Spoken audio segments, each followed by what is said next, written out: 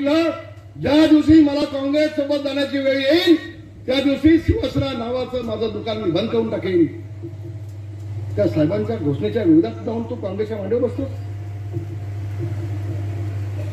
सोनिया गांधीच्या पाय काढतोय आणि देशाच्या पंतप्रधानांना शिवाय घालतोय. लाज वाटत नाही?